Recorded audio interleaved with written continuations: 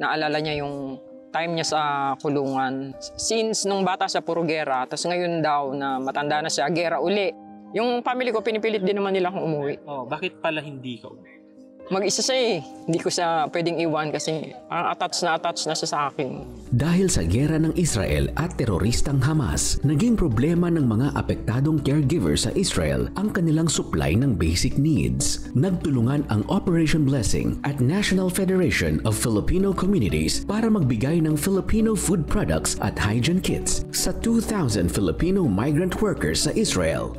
Nararamdaman mo yung may mga kababayan ka na nag-aalala sa'yo. Papadalahan ka ng ganitong mga pagkain. So, thankful kami doon. Through activity ng Operation Blessing, alam ko na mararamdaman nila not only by food, pero yung yakap ba ng mga kababayan natin. Unang-una, nais naming magpasalamat sa ating mga kababayan sa Israel na nagbibigay ng kakaibang kalinga sa kanilang mga employers, many of whom are the most vulnerable. Your loyalty and devotion is admirable.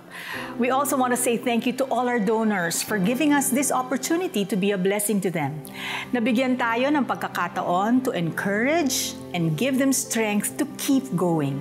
Continue to partner with us and make a difference. Scan the QR code for your monthly donations. God bless you more and more.